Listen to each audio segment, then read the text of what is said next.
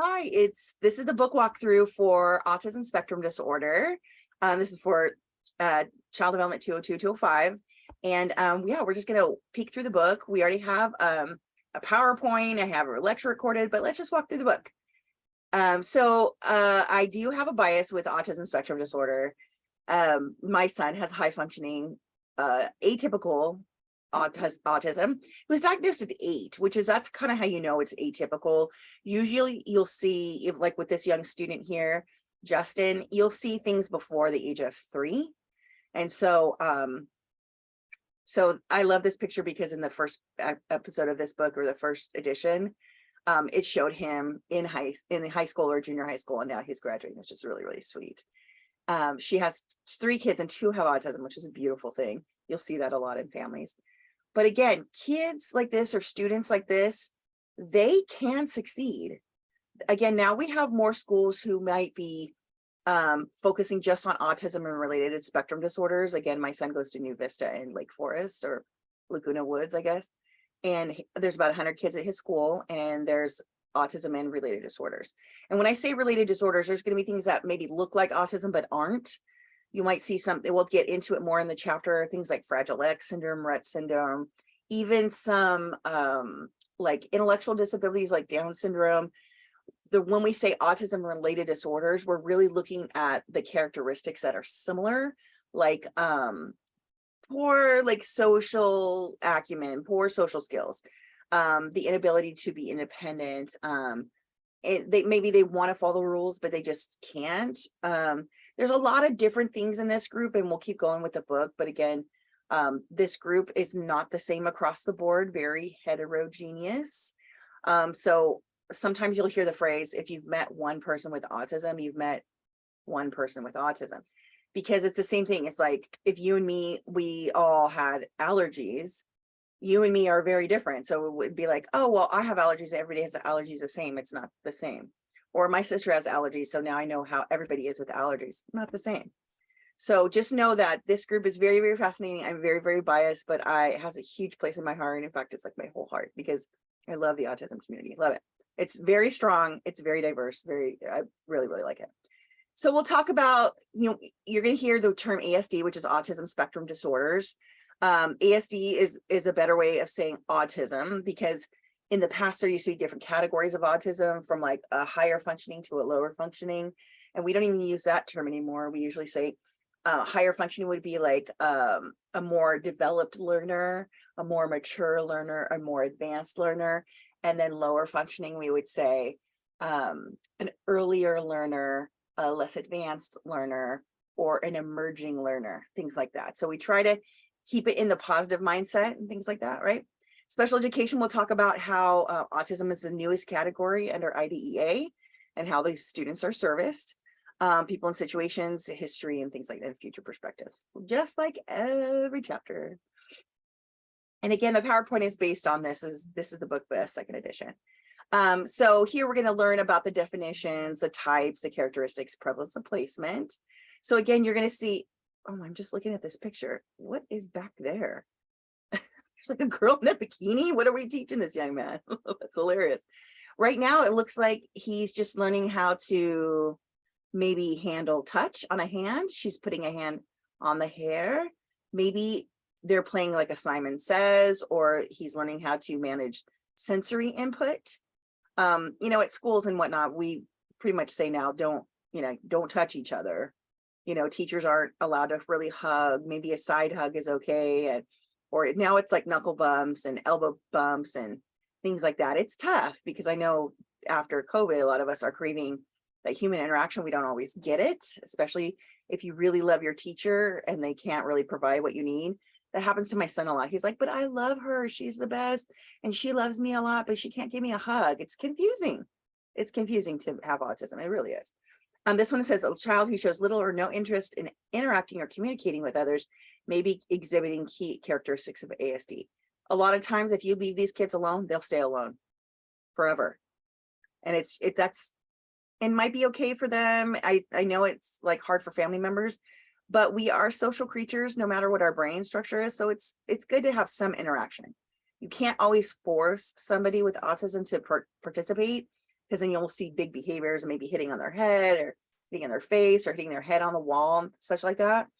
It's tough. There's a lot of big behaviors, a lot of big emotions, and they sometimes don't have the language, right? Have you ever felt like bottled up, like you didn't know what you were feeling in your body, you didn't know what you were feeling in your head, you were confused, happy, sad, mad, glad, all at the same time? I think that happens a lot in the ASD community in different versions all throughout the day. I can't even imagine what it's like. I can't even imagine. I have some simulation videos in the module, which is really kind of cool. Let's see. So you're going to see here shared characteristics of deficit in social interactions and communication skills. I think earlier we're talking about no eye contact or not wanting to talk or change the topic. Yeah, my son had that as a goal in kindergarten. Stay on topic for I say something, you say something, I say something, you say something. So 3 and 3. He had that goal written in his IP for, I think, 3.5 years before he mastered that. So between kinder 1 to maybe third grade, he was able to stay on topic with prompts for 3 things before he would go off on a tangent, right? And that also brings up a good point. That's not necessarily autism. That could be his ADHD. Right? But you'll see these features that look very, very similar. We talked last week about how these things kind of overlap, like a Venn diagram. So autism and ADHD very much overlap. And then fixed interest in repetitive behaviors. Again, you'll see thing like pen twirling, sometimes with a string, sometimes just saying the same things or little flicks or hand things. It's almost like if I gave you, it was your birthday and you asked me for your favorite cake, like it was like a brownie, tres leches, whatever, blah, this, whatever. And I made it to you and I handed it to you and you'd be all, this is my favorite cake. I get it once a year and I'm super excited. It's that same kind of outburst that you and I would have, like everybody would have, but it's something that crosses their visual or their bubble, like all the time. It could be like, I saw a car drive by, like it could be anything, or there's a new dinosaur puzzle, I love it. So you're going to see repetitive behaviors, we'll call it stereotypy or stimming for short. It's self-stimulating behavior. It feels good, it calms them down and things like that. So I've worked with families who are like, I don't want to see any of that, and some other families are like, I don't care. And then somewhere you can find in between about self-soothing behaviors with not maybe making a big deal again in society. But if you're at home, let's pick our battles, right? Fixated interests. So again, we were watching that movie. We were watching Wakanda Forever last night, and they had a muscle car in there. And even I knew it was covered up and I was like, oh, that looks like a Barracuda. And he's like, yeah, well, that's a Barracuda that has 450 brake horsepower with a V8 engine and blah, blah. Like, that's his thing. He's a car guy. And so he'll start to script in there. He doesn't repeat it so much, but he started talking in the movie. He's like, okay, mom, did you know that they have a slip differential on the back? I was like, dude, let's watch the movie. Like, we'll talk about the car after the movie. He's like, yeah, but look at that. Those are split bench seats in the back. That was rare. That was one of that blah, blah, blah. And I was like, okay, let's talk about it more after. And then sure enough, after the movie, I was like, tell me more about that car. He's like, no, I'm good. You just had to like let the steam out, you know? And so you'll see these fixed interests. Now, again, it'll be kids who are super into dinosaurs. I knew a kid who was super into Snoopy and Woodstock and could tell you like, not only just about what you were watching on Snoopy cartoons, but like what Charles Schultz drew and what was going on at the time and why the Red Baron and all the political backstory. I was like, so sometimes when they get obsessed, it's super deep dive. Right. And it, and that's great because everybody has a hobby, right? But sometimes it comes out at inappropriate times. And so we have to kind of shape that behavior to be like, okay, so we have 10 more minutes of our lesson here. And then after 10 minutes, you get 1 whole minute of my undivided time and you can tell me anything you want. And you get a timer and you stick to it. You cannot break your word with these kids, not at all. So many different definitions here. Again, with the IDEA, let me get rid of this guy. How do I get rid of this guy? Hold on. Yeah, this one. Yeah, there we go. get rid of that. IDEA says that, again, we have to have that one phrase that says, it is adversely affects a child's educational performance, right? We have to have that one for it to be IDEA.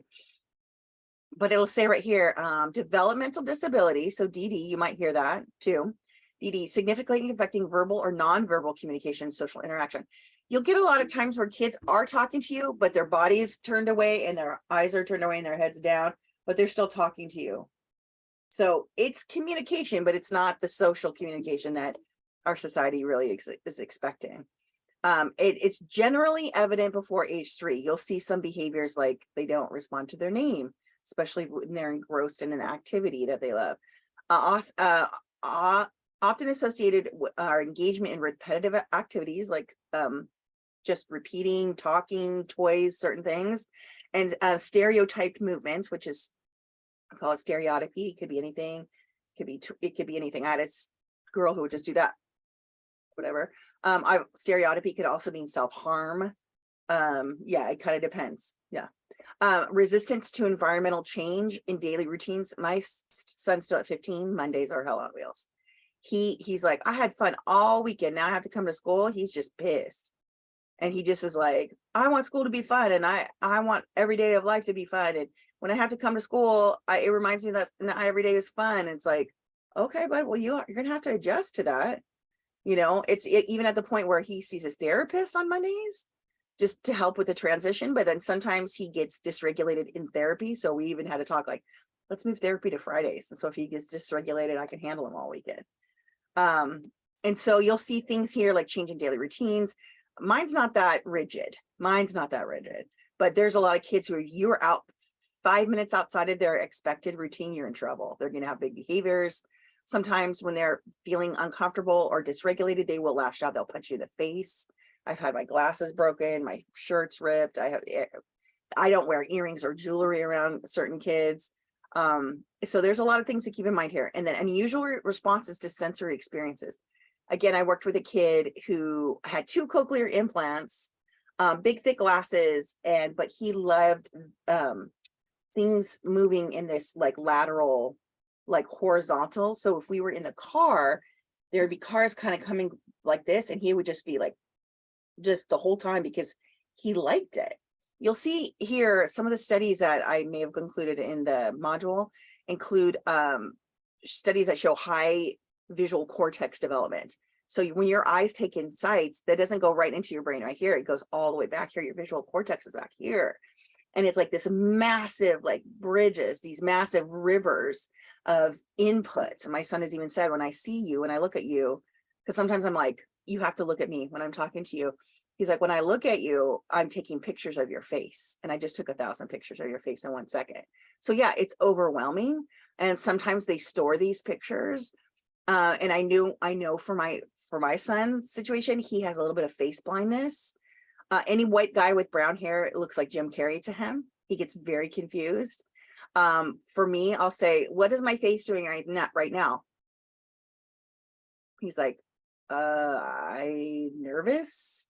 Like he doesn't read facial cues very well. And so I have to say, I'm frowning, I'm mad, look at my eyebrows. I've even told him things like, when people are talking to you, you can tell if they want to talk to you, if their feet are facing you, or if their feet are facing away, they sort of want to walk away. That's like a little life hack for all of us, right? Or people who have their arms crossed. Sometimes I just have my arms crossed because it's comfortable to me, but sometimes I'm a little blocked off in the moment. And so I told him, I was like, everybody's body is a clue.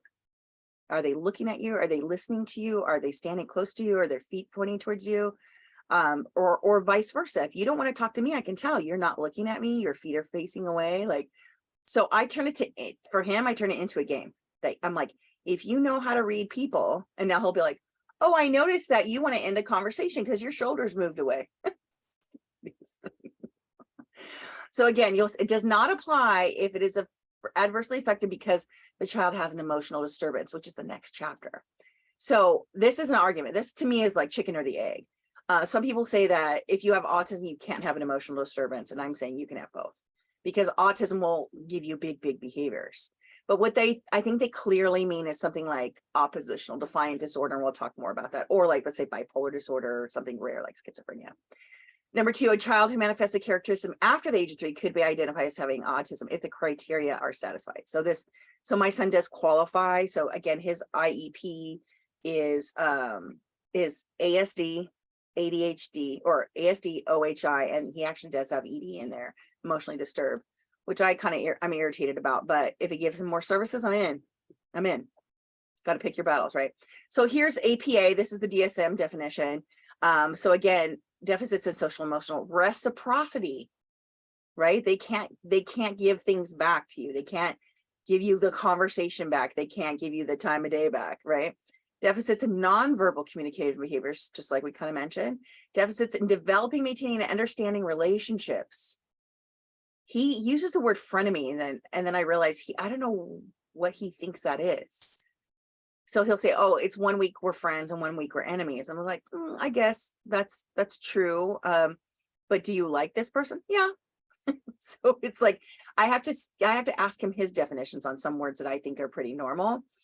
But again, what is normal, right? What is normal? Normal for you see the world through your eyes. He sees the world through his eyes. I see the world through my eyes.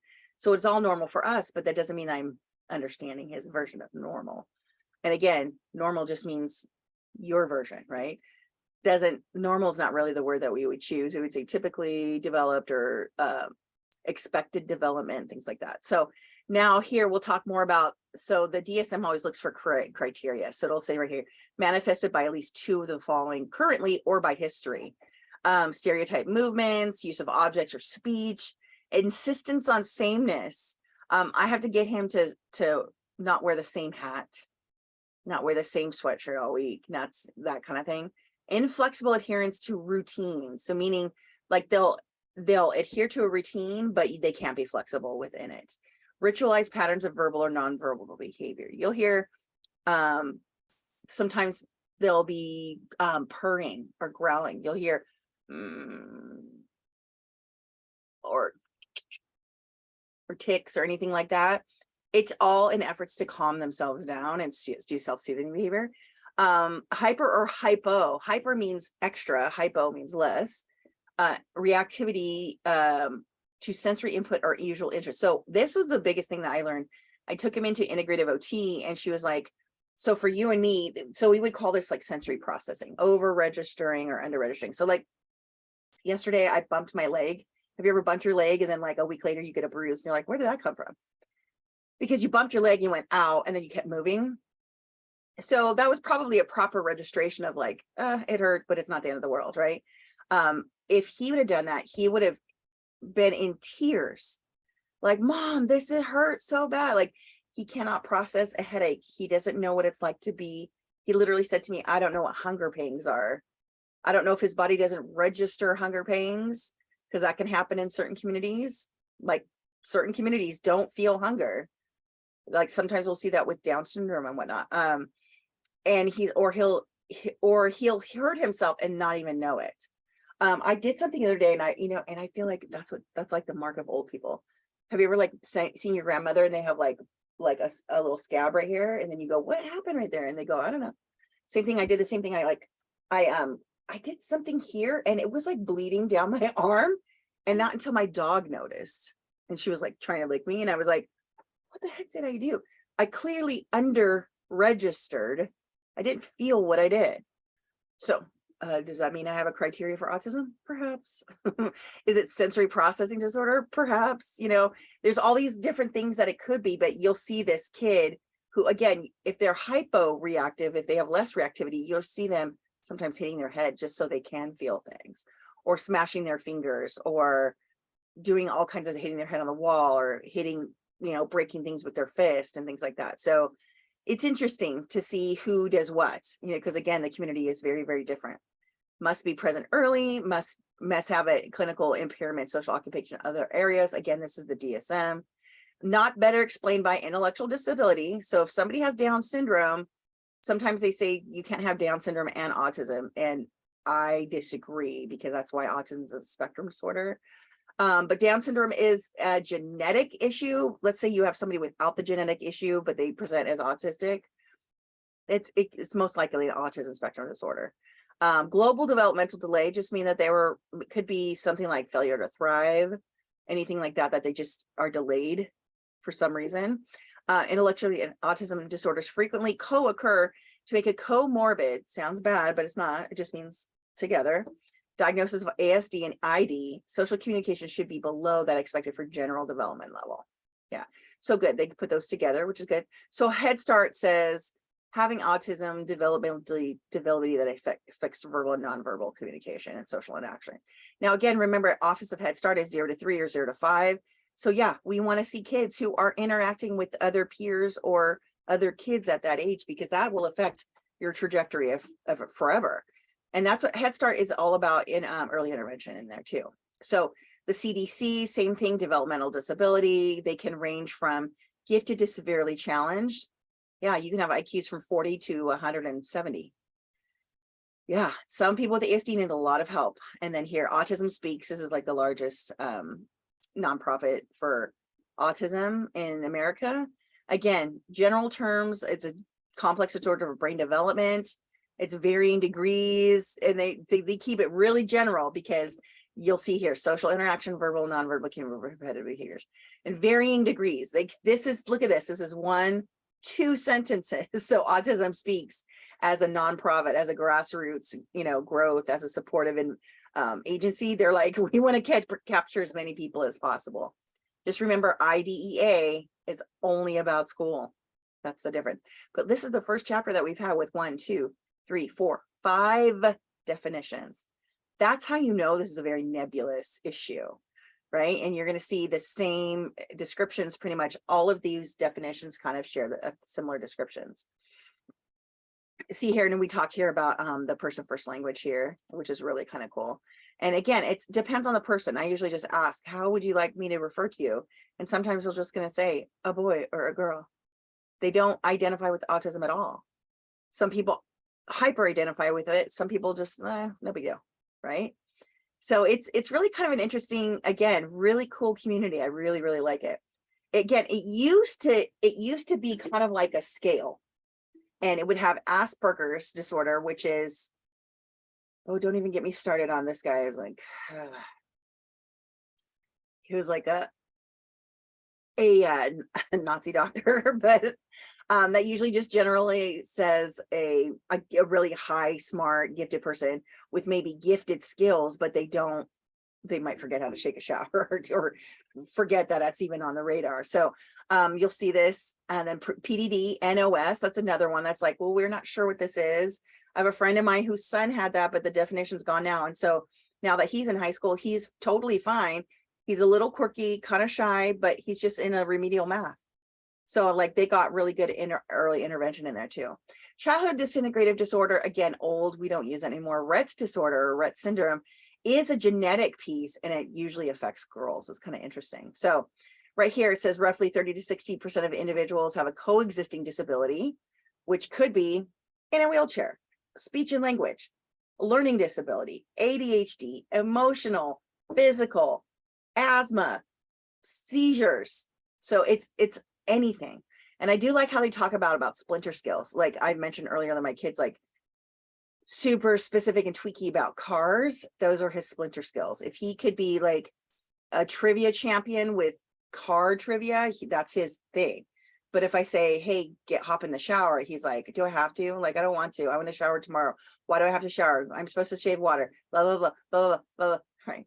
He's not considered an autistic savant. These are these people who are like, if you've seen the old Rain Man movie, they can count cards. They're like, there's a guy I think I put in the module that he got in a helicopter ride and took a 30-minute like helicopter ride over Mexico City and drew it from memory with a pen in 3 days. Just drew it from memory from a 30-minute helicopter. Those are called autistic savants. And we don't even say autistic savants. We would say savant or splinter skills, right? We would say maybe like Mozart was savant, or like Einstein was savant, that kind of thing. I like this image here because if you look at each one of these dimensions on a scale, it's a pretty amazing. So measured intelligence. So let's say right in the middle, you're going to have a kid who's right in the middle. In fact, My son has 2 IQs. He's had 2 IQ tests, which we talked about in the culture chapter, that Larry Riles versus the state of California, you can't give IQ tests to kids of African American descent, but I can pay for it privately. So I paid for one through Kaiser, one through an independent evaluation. Got 2 very different scores. He got one that was about 115 and one that was 90. So the one that was 90 perhaps could have been he just got out of the hospital, he was on new medications, and he was half asleep. But we can always go back and update that. But that just tells me it's probably 100. It's probably just right in the middle, right? So if I average those 2 scores. So right here, right in the middle, right? And then social interaction. My kid is extremely social. So I would take this and move it all the way up. He will make friends with somebody at the grocery store every time we go. He remembers people's names. In fact, on our Sundays, when we're like doing laundry and setting up meds and getting everything ready for the week, he's like, we need to go to this one store and we need to see my friend JC. She's like a 35-year-old woman with 3 kids. And he's just like in love with her. And it's a cute little, it's like a little crystal shop. And so we go over there, oh, we have to see JC. We haven't seen JC today. I'm like, oh, okay. So this kid is like super social, just like, and then now she's anti JC. It's so cute. Communication. Now, again, there's some kids who are nonverbal, or they can point, or they can repeat the same things all over and over again. My kid's hyperverbal. It's a lot. Sometimes you have to be like, okay, I love that you're using good words right now, but we need to wait. And then you can tell me in 5 minutes. All right. So intense behaviors. Sometimes right here, it says repetitive behaviors, unusual behaviors, such as hand flapping, etc.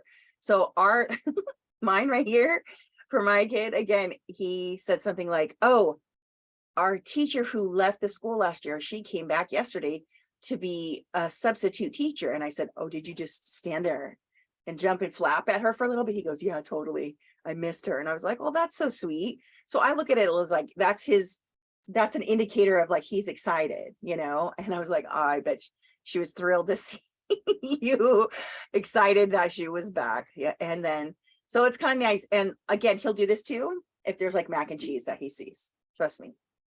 Trust me. Sensory, very sensitive. Sometimes you can't touch them. You can't hug them. You can't nothing. Or sometimes, again, they'll run into a wall and they'll be bleeding. You won't even know. So sometimes they're very sensitive to sound.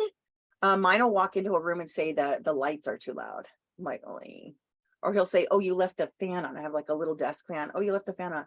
Like, I didn't even know. Like, I turned the lights off. He's like, you left the fan on. How do you know? He's like, I can hear it. Right. And I'm like, great. Same with pain. It could be, they could get oversensitive or undersensitive.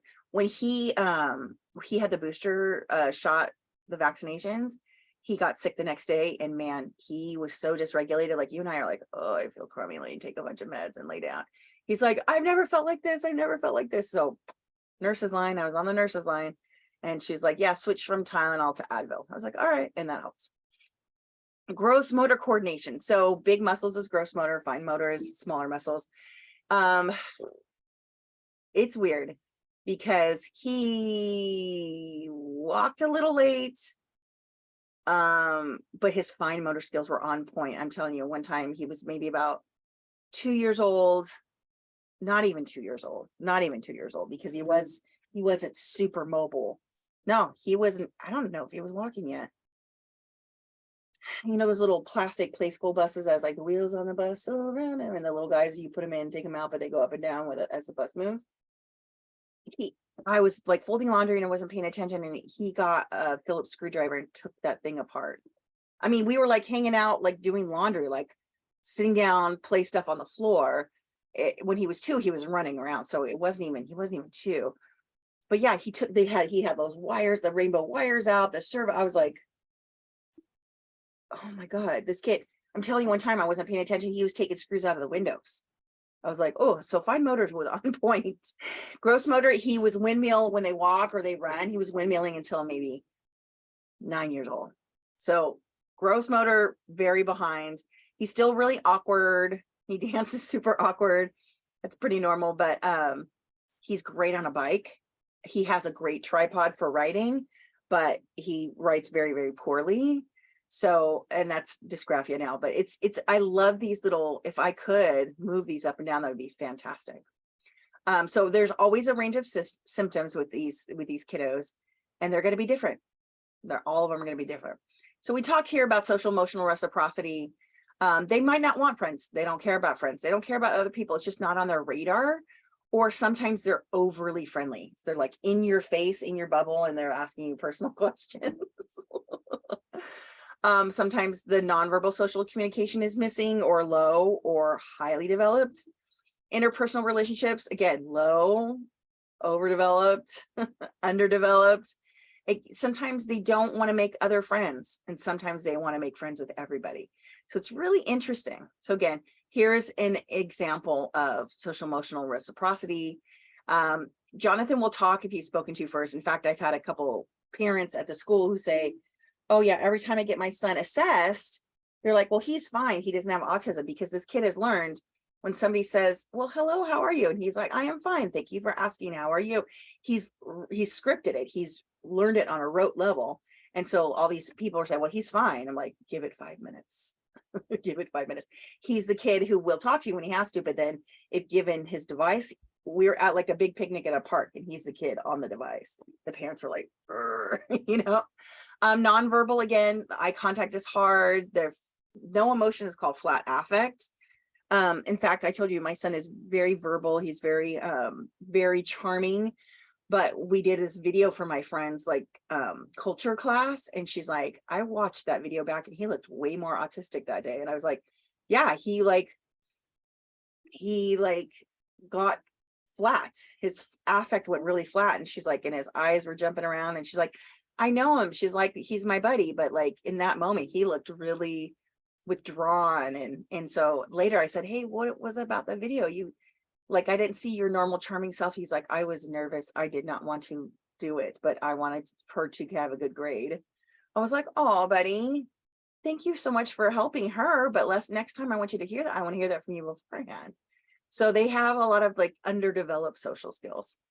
Their demeanor does not change. Mine will, but sometimes you'll see just a flat presentation all the time on kids. They prefer to spend time alone or sometimes with adults, or just alone, right? Again, early age, parents saw these things around too. Sometimes you'll see lining up toys in like this really long line. And if you mess that line up, they get irritated or have big behaviors. No friends here. He does not participate in activities. So mine is in a social skills group at school. He has to miss an elective in order to take social skills because he's either too friendly or withdrawn. He's like kind of goes in between these moments, and it's really interesting here. And it says right here, not better explained. So he's not developmentally there, or he has ID. So again, we have the same thing here that we just keep going down. We're just taking apart these definitions.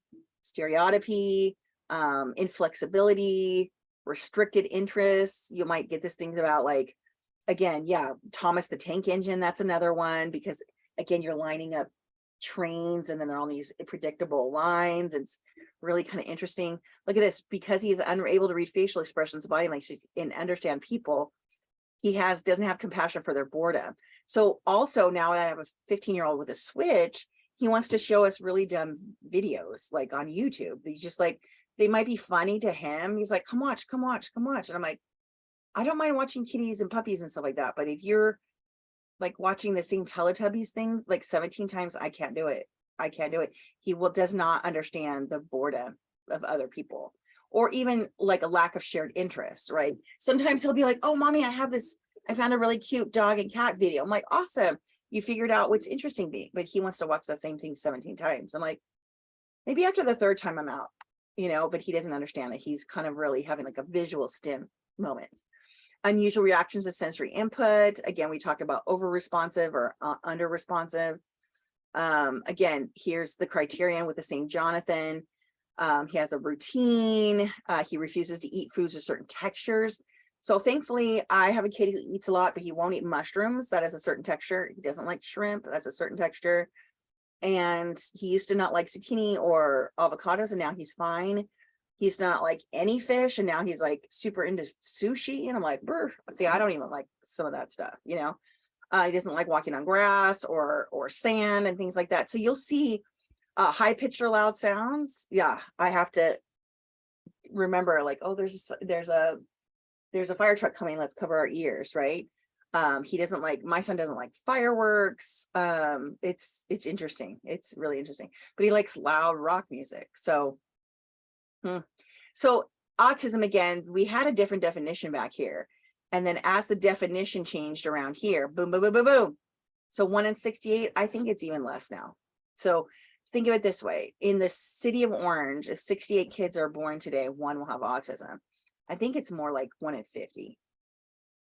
And so again, it's not that there's more kids. I mean, there are more kids, but at the same time, our definitions have changed. It says right here, African American, Latino children tend to be identified at older ages, raising questions about early identification procedures, meaning we sometimes attribute certain behaviors to these communities that we miss as a disability. And so, or we have the community themselves who says, oh, my kid's just special, I'm just going to deal. Or he's fine, he's fine, he's fine, he's fine. And I'm saying he because there's way more, it's 3 to 1 boys to girls.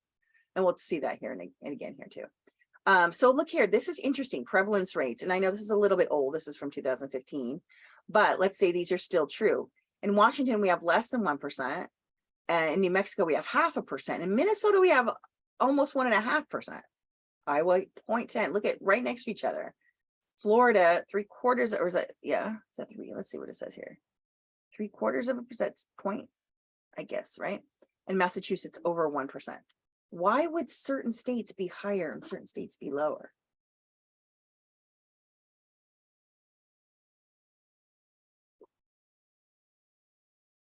What do you guys think?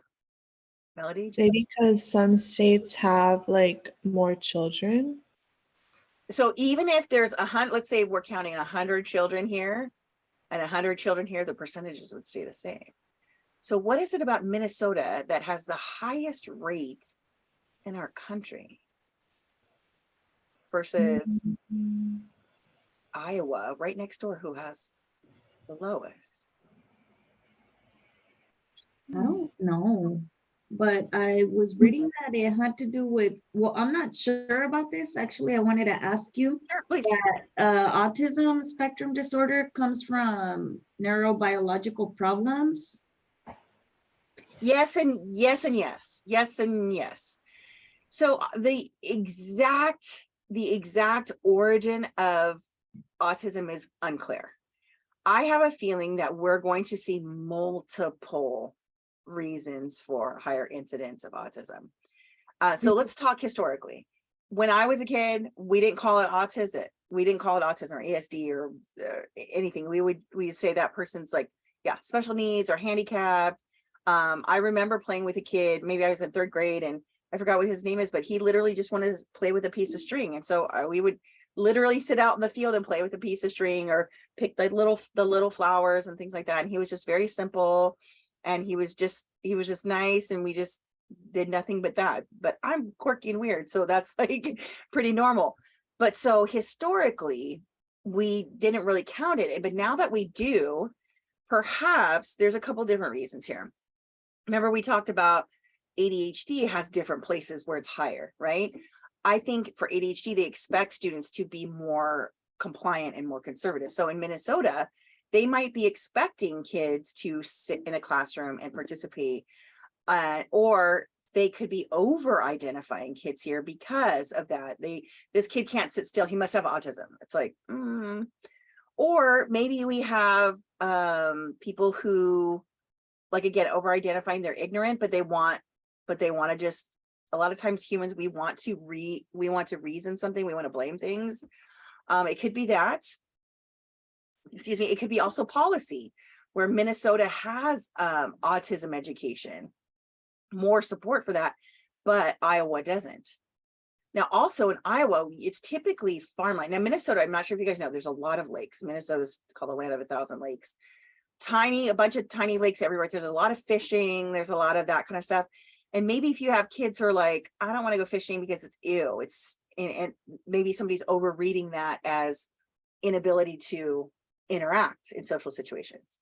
So maybe kids, younger generation, don't want to participate in the culture as expected. So there's that, oh, they must have autism because they don't want to have any friends and they don't look me in the eye and they don't want to go fishing. I don't know, I'm just guessing. In Iowa, it's mostly farmland.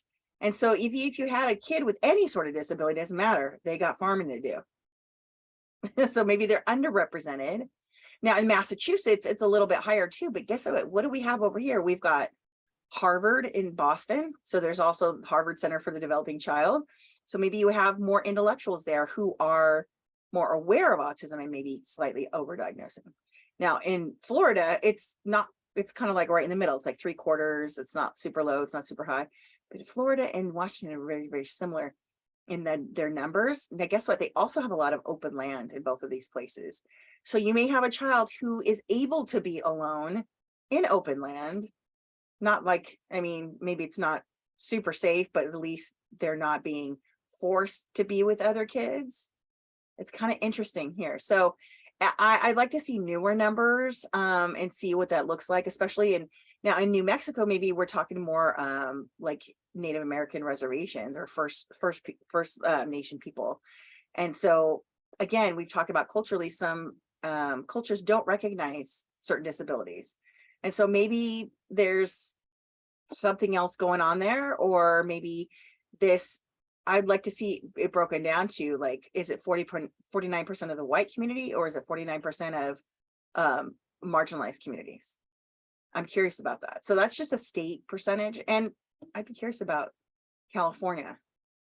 Yeah, only because, I mean, we live here, but in California, we tend to be very liberal and a little bit more accepting. I'm not saying that we do the best at that, but we're a little bit more easygoing. It's a California lifestyle. And do we expect more from our kids? Because we do have like Hollywood and all that stuff, and we're a very individualistic society. Like, but at the same time, are we more accepting still where we let things go, or do we have hyper vigilant moms here? So I'm curious about that too.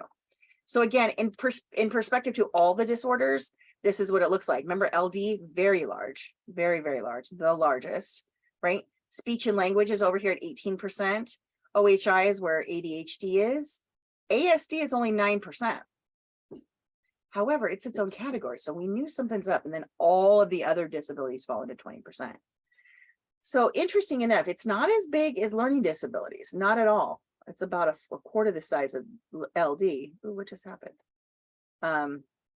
It's about a quarter the size of LD, but for its own category, remember OHI has to split up a bunch of things. It's mostly ADHD, but you have other health impairments in there as well. But yeah, it's kind of small, but it's kind of mighty. It's one of the faster growing ones, and because it's also the newest. I still think that ADHD needs to carve out of OHI. That's me. Again, so we talk about improved diagnostic methods, early intervention, public awareness, more people are aware of it, the change in the definitions, shifting the students. So again, we could have had a kid who we first identified with autism, but it's not autism, it's actually a learning disability, or vice versa. They could have came in as speech and language because they aren't speaking at all by the age of 3. If kids don't have language, or they have a limited language, that's a big red flag. But then we help them with speech and language, and then we realize as their work's getting harder, maybe they're not understanding, and then we put them in learning disabilities, and then we realize maybe it's not learning disabilities, maybe it's more like autism. So there's a lot of different reasons why these categories change, but these are pretty consistent percentage-wise over the years. And so again, we do track kids with autism, students with autism, not like we have a database or anything like that, but we try to see what out of the 10% of the special education qualified students, how many of those have autism, and is there a lot more in one school, a lot less in one school? Maybe their criteria's harder, stricter, less, more. But again, I like this challenges and their solutions, and it does talk here about Justin. I have a neighbor, young girl. She's a little quirky, but she says I'm definitely on the spectrum, but I'm not sure if she would be diagnosed. She's wearing canceling headphones all the time, noise canceling headphones all the time. I don't blame her. Sometimes you just need it, tune it out. I get it. And then we do see some things here. Some of the challenges here is self-injury and aggression. Again, they're kind of like trapped inside a little bit, and they can't really get out. They can't use their language. They don't know how to describe how they're feeling. So there's a lot of lash outs. And it could be something like I spilled my drink, and so I'm going to have a big behavior and kick over the table and attack you because I'm upset with myself. Or it could be something that's like, I'm hungry, but I don't know how to say I'm hungry, and I get upset and I kick over a table and attack you. So a lot of times the people in their environment do know how to handle or deal or see these signs coming. Pica is the compulsivity to eat something that's not food. Like foam, mattresses, dirt, wallpaper, things like that. The worst part is sometimes eating toxic things like that can create more problems.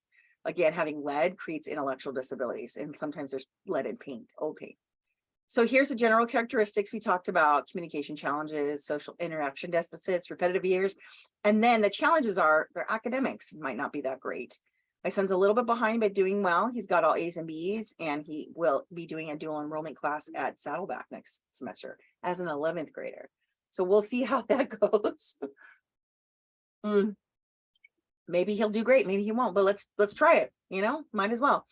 Personal relationships, my son does have very close best friends, but sometimes there are fights, very normal. Sometimes I'm like, well, what about that other person? You want to be his or her friend? I haven't decided yet. Behavior, sometimes you'll see behavior. Mine will break things when he's really enraged. He's kicked holes in doors, he's broken glass things, he's broken furniture, he's broken windows.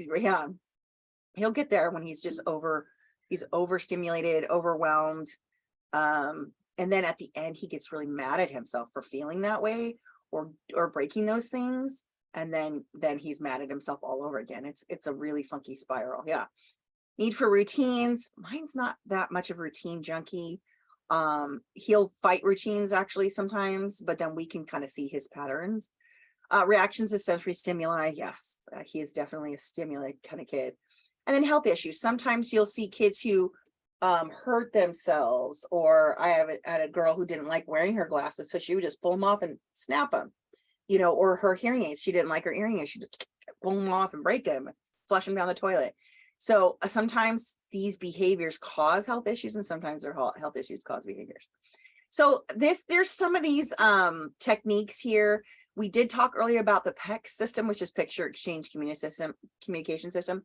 This is the one where you have little cards with something like an item on there, and the child can point to the card, or you can put, for assistive technology, there's the same thing of cards, but on an iPad. It's called Proloquo. And there's a few different ones, but teaches, I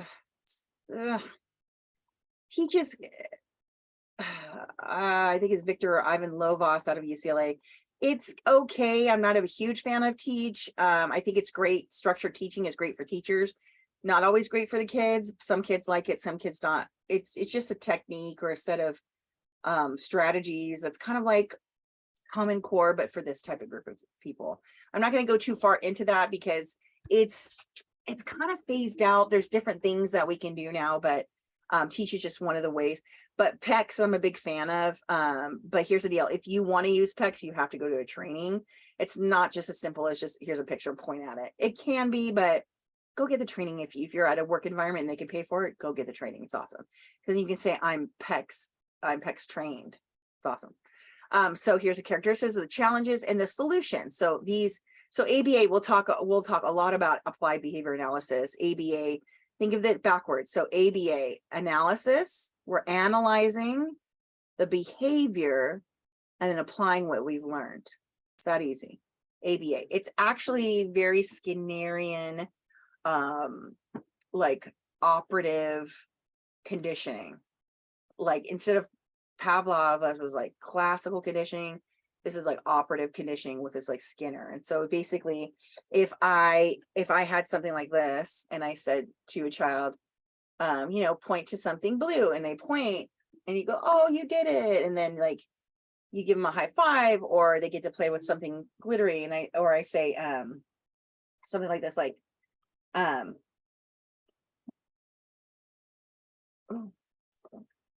someone's working outside my wall. If I say, point to the butterfly, and they point to the butterfly, you go, you did it, you pointed to the butterfly. And so it's a lot of positive reinforcement. It's a lot of very structured, again, positive reinforcement. It's the same thing if I said to my son, you know, can you unload the dishwasher? And then I go, thank you. That really was helpful to me. I appreciate it when you help me in the house. Anytime you're getting positive reinforcement, your chances of that positive behavior repeating is going up. But if I said, oh no, you unloaded the dishwasher wrong and you never do anything right, is he going to try again? No.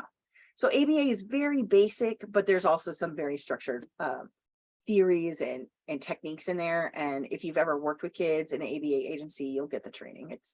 And then we do have a training here for behavior technicians, which is great. It's all the same. It's all the same techniques. Okay. AAC systems. I usually just say AT, like augmentative tech or alternative tech. Again, you'll have kids, and I have in the module a bunch of videos in there about kids who are using Proloquo, kids who are nonverbal, kids who have sensory issues and things like that. It just depends. If they need that, it's going to be as an accommodation or modification in their IEP, and then you will have a specialist that helps with that as well. So again, in the classroom, you'll have options here for presentation. Sometimes, like my kid just needs to have it repeated more than once, read aloud instructions, or visuals to accompany verbal information, like a video to explain a project, something like that. Separate testing location if they're taking a test, reduce noise or distractions, quiet area to take a time out. For him, he kind of needs all these things. If he has headphones, he can do well.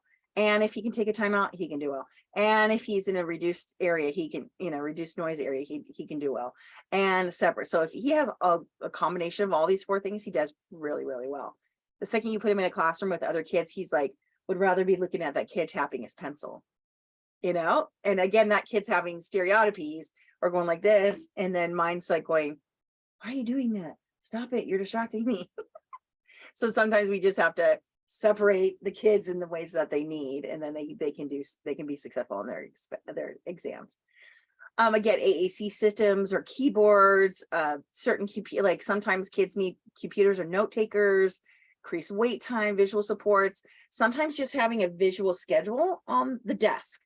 I would just say like first, and then sometimes it's on a Velcro, it's on a Velcro sheet. So you'd be like, first, now that we've already done, English class, take off your sticker and put it in the desk. What's next? Oh, it's history class. Great. Take off your sticker, put it in the desk, go to history class. So sometimes just seeing that schedule ahead of time helps calm them down. And then if you say, oh, I'm sorry, we're going to do history out of order today. Oof, that's hard. That's a hard one. But you can also shape that behavior to get them used to changes. That's ultimately what we want. Most of the time we want life the way we want it, but we have to be flexible. Yeah. But sometimes these kids can learn some of that flexibility, but not all of it. Again, scheduling or timing, you can give them extra time. You can break assignments into parts. Again, visual schedules, like I said, give them a syllabi, give them a rubric.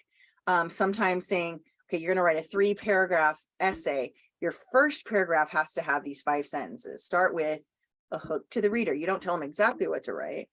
And then your last sentence is your thesis sentence, right? He has things like a seeker paragraph, like a graphic organizer. He's got these like, I think it's called like a chicken foot. There's like 3 sentences and then it goes into one topic and then it like that kind of thing. So again, there's different techniques that we can use to help these students be successful. Let's see here. Sometimes here, kids, early warning signs. Let's talk about early intervention. Sometimes they will not respond to their name. I have videos in there. It's heartbreaking, especially when they have a toy and they're like playing with the toy and you're calling their name and they're not looking up. You'll see this thing that's it's called more interest in objects than people. Like they know you're there and they are okay with you helping them feed and dress and whatnot, but they'd rather play with something else, right? They don't point. Pointing is pre-verbal, right? It's pre-language. Like that, I want that kind of stuff. If they're not doing that, that's interesting. Sometimes you'll see kids get missed in a large family if they're the youngest because the mom already knows what this kid wants. The older siblings are helping out with the kid. The mom's just like putting the stuff on the table, kind of situation. Yeah, culture and beliefs, absolutely. And so you'll see some of these things that it's interesting. Again, in our heart of hearts, moms don't want to see anything wrong with their kids. But at the same time, we go, oh, yeah, that makes sense. Like, he's not reaching for me. You know, he's not, right? You might see rocking like a doll, or you won't see them playing pretend games. They just do the same thing over and over. I had one girl who watched Teletubby videos, and then she had Teletubby dolls and did the same thing with them every time. Like, it was just madness. But she was happy. So it's this kind of, so joint attention is that thing when you're reading a book to them and they're actually looking at what you're looking at. That is very challenging, very challenging. I've had to have teach a child how to play with a toy with me. How to play with a toy with me. That was his goals in his sessions. So it's kind of interesting. It kind of depends. There's video modeling. Sometimes when you put it with other kids in a video, they like to copy other kids, right? We talked about pecs. Yeah, there we go. And see this orange stripe, this is like the Velcro back there. And so you get them to say, I want apple, instead of apple, I want, right? And so that's a sentence strip. And then when they master two cards and you add it to 3, I want red apple, I want green apple, right? So it's really building on language the way we would do it verbally, but we use this as like a model, a guideline, or a template. So clearly in school, this can be very challenging. I can tell you right now, when we switched to COVID and when we switched to online teaching and he was home for a few months, it was a mess because he'd be on the computer, but he'd be fidgety. So I gave him fidgets, and then he started peeling the paint in my house and picking up, like scratching the floors, like, oh, do you know, kind of weird stuff, because he was bored. He didn't have enough input. But then you heard all these other kids, like the teacher trying to teach, but then the other kids going, Mr. Baining, so-and-so is laying down on their bed and you said they're not supposed to. And like, so there's always one kid who's making sure all the kids are following the rules. There's a couple kids who can't follow the rules. There's a couple kids who don't know how to mute themselves, right? And so it was all those things at the same time. I was like, oh my gosh, what a meme. And so for teachers, it's really hard to manage to know. Typically in special education classrooms, there's less kids. So let's say you're on schedule, they all had visual schedules, or you knew one of them was more sensitive to sound and other ones. Sometimes there's classrooms where they have to cover the lights, and it literally is part of the IEP and things like that. So it'll say, this is your schedule for the day. We start with breakfast, and then we have circle time. Then you can pick a center, and then we do outside play, and then we do reading and writing and lunch. You may see a kid who says, I want lunch, and then they put it up here. I want breakfast and lunch. And you'll see sometimes they're messing with their schedule. And it's, again, that's all shaping behavior. You could say, no, you can't do that. Yeah, here's the first then board. This is huge. First you wash your hands and then you eat snack. That's for all of us, right? And then this is a social story. Here's another way to do it. My name is Mac. This is the playground at school. When I'm on the playground, I stay inside the fence. And so this is kind of like that video modeling. When I stay inside the fence, I can play with my friends. When I stay inside the fence, I can see and hear my teacher. And when I stay inside the fence, I am safe. So sometimes you'll get kids who will start to script this. They might not understand all of it, but they may say the words. And I have had the principal at one of my son's elementary school says something like, he told me all the rules. He told me all this school motto. He told me the school rules, and then he just broke them. I'm like, yes, because he knows the words. He doesn't know the meanings. So what we try to do is keep repeating the words until we can connect meanings to them. So video modeling is very similar to this, but in a video. Visual timers are great. I've had physical timers like that. I have cube timers. I have timers that are like a pie that kind of go down. You can see them on the wall, or you can have them look at the clock on the wall and say when the big hand gets to that. It just kind of depends on what they're good at. And then auditory supports, seeing things like this. In 5 minutes, we're going to put our books away and go to lunch. Auditory clue is like a timer beeping. So it kind of depends on what that student needs. And again, you can learn more about the Teach program here at this hyperlink, but it's not as common anymore. It's a little bit on the phase out. So it's just the bottom line is like each individual has an individualized plan. Yes, we know. The physical structure and organization of the classroom has to arrange to meet the needs of the student. Of course, we don't make things difficult on purpose. Visual schedules help and visual supports help too. So that's the whole thing. Yeah, it doesn't have to be such a big deal. It's called like paying attention and, you know, doing what your students need, right? So transition into like secondary school. Look at here, there's Cal State Long Beach. We have again here at SCC, kind of like a practice program. Again, the career exploration. So around age 16 in California, students can participate in their IEP. So they do this at his school. They do career exploration and job shadowing and work sampling and service learning and internships and apprenticeships and paid employment. They do all these things. And so it just, you have to see what this student is good at. Are they going to be great at Starbucks? Are they going to be working in a kitchen in like a retirement community? Are they going to be working at Goodwill doing retail? So, you know, again, it kind of depends on what's good at what that child's good at. Another Mind Spark. This is another more like workforce initiative here to get, sometimes kids with autism are great at coding and they can sit in a room and code for 14 hours a day without anybody. And so sometimes companies are then hiring people who are like, oh, you like coding? Come work with us.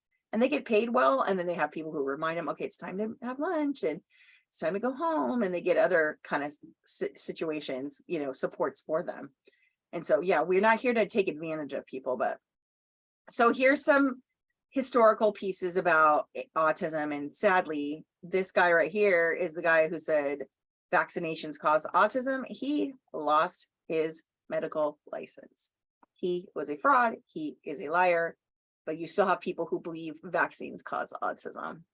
Again, my child, it wasn't the vaccines. He was born that way, and it could have been drugs. It could have been alcohol. It could have been part, you know, brain development. But again, I have another friend who had umbilical cord issues, like a trauma, a neonatal trauma. That was autism there. You can have things that look like autism, but they are genetic traits.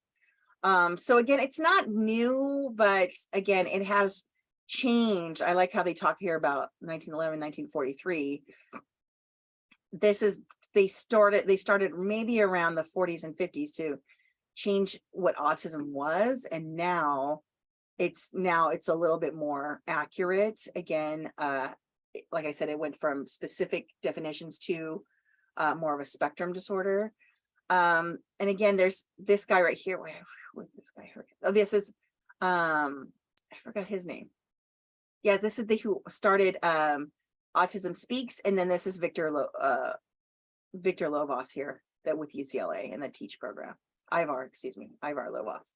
And so a lot of times people think that if you have autism, you're crazy. It's like, it's not a mental disorder. It's actually a structural issue.